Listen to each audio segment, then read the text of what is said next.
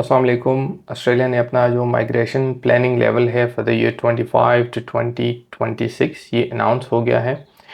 3 दिन पहले उन्होंने पब्लिश किया है और 185,000 वीज़ाज़ देंगे ओवरसीज़ वर्कर्स को। और उसमें से फैमिली वीज़ाज़ भी है, पेरेंट्स वीज़ाज़ भी है।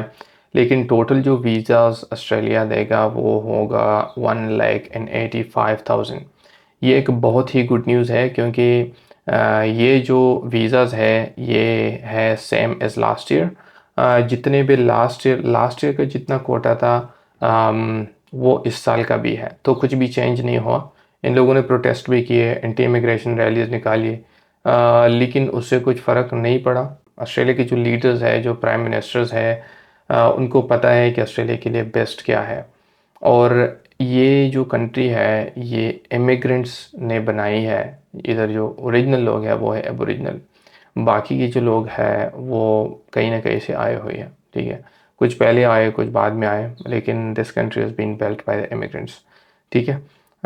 तो जो 1,85,000 वीज़ाज़ है उसमें से फैमिली वीज़ाज़ भी है, पेरेंट्स भी है, लेकिन मैं आपको बताता हूँ कि उसमें से जो स्किल्ड वीज़ाज़ है, जिसमें से 482 है, 186 वीज़ाज़ है जो एम्प्लॉयर स्पॉन्सर्ड वीज़ाज़ हैं, और 494 वीज़ाज़ है, वो है 44,000। ये पिछले साल भी 44,000 थे, इस साल भी 44,000 है। स्किल इंडिपेंडेंट वीज़ा जो 189 वीज़ा है वो है 16,900, और रीजनल वीज़ा जो है लाइक 491 वो है 33,000। ठीक है। जो स्टेट एंड टेरिटरी वीज़ा है वो है 33,000 अगेन, जैसे कि 190 वीज़ा हो गया। Business innovation and investment visa वो है 1,000।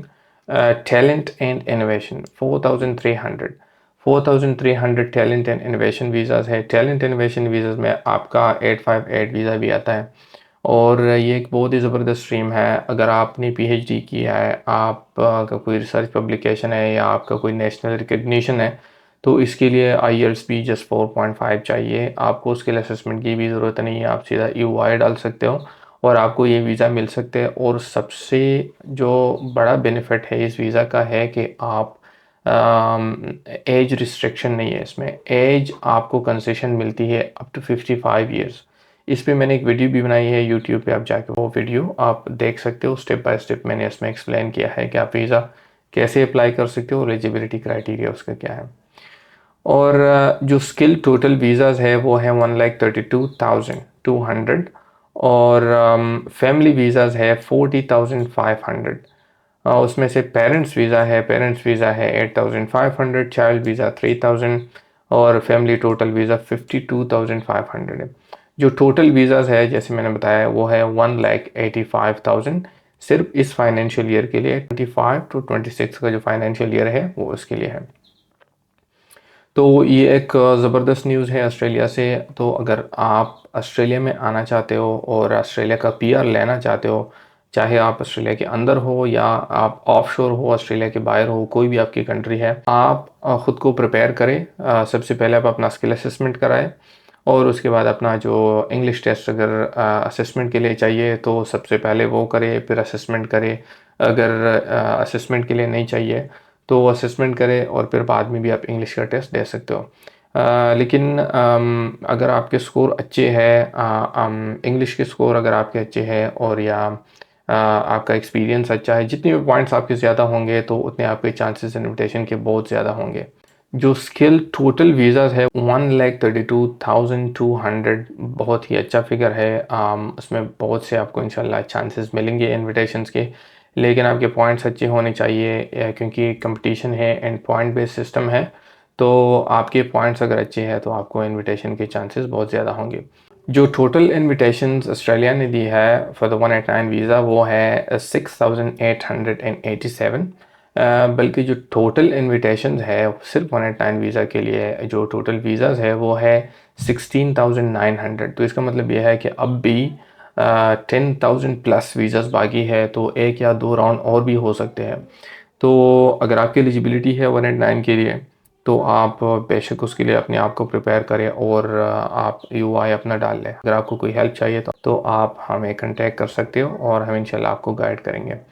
189 के लिए आपको 65 पॉइंट्स चाहिए, बेसिक पॉइंट्स आपको 65 चाहिए। 190 वीज़ा के लिए आपको चाहिए 60 पॉइंट्स। 491 वीज़ा के लिए आपको चाहिए बेसिक पॉइंट्स 50। ठीक है, तो अगर आप ये पॉइंट्स है तो आप एलिजिबल हो, आप बिल्कुल अपना ईओआई इलाज करें। और ये बिल्कुल मत सोचें कि आपके पॉइंट्स कम हैं तो आपके चांसेस नहीं है। ये बिल्कुल ऑक्यूपेशन पे डिपेंड करता है, आपके एक्सपीरियंस पे और आपकी जो इंग्लिश कैपेबिलिटी है उस पर। और जो 189 का इनविटेशन राउंड हो गया था उसमें से टॉप पे जो 65 पॉइंट्स पे जितने भी इनविटेशंस आए हैं वो सारे कंस्ट्रक्शन से रिलेटेड है। ब्रिक लेयर है 65 पॉइंट्स पे आ गया है, कारपेंटर है 65 पॉइंट्स पे आ गया है, कारपेंटर एंड जॉइनर है। और आप इलेक्ट्रीशियन है, इलेक्ट्रीशियन जनरल है, इलेक्ट्रीशियन स्पेशल क्लास है, ये भी 65 पॉइंट्स पे आ गए हैं उनको इनवाइट्स। और भी है, गैस फिटर है 65 पॉइंट्स पे आया है, ग्लाइजर है 65 पॉइंट्स पे, जॉइनर है 65 पॉइंट्स पे, और टाइलर है 65 पॉइंट्स पे। तो जितने भी कंस्ट्रक्शन रिलेटेड ऑक्यूपेशंस है उनको इनवाइट आए हैं 65 पॉइंट्स पे। अगर आप ऑस्ट्रेलिया में ऑलरेडी पढ़ रहे हो, कोई मास्टर्स डिग्री आप कर रहे हो या कोई बैचलर्स डिग्री आप कर रहे हो, तो साथ में आप फास्ट ट्रैक का कंस्ट्रक्शन कोर्स पढ़ लें बैकअप के लिए, तो उस पे आपको पीआर मिल सकती है। अगर आपको आपका जो हायर एजुकेशन है उसी पाथवे पे आपको पीआर के चांसेस ज़्यादा नहीं है, तो आप फास्ट ट्रैक को साथ में पढ़ लें और उस पे आप पीआर हासिल कर सकते हैं। और हमारे पास बहुत सारे इंस्टीट्यूट ऐसे हैं कि वो डिस्काउंट अभी दे रहे हैं। उनका फ़ीस भी बहुत ही अफोर्डेबल फ़ीस है। If you need any help you can contact us and I wish you good luck, take care, अल्लाह हाफिज़।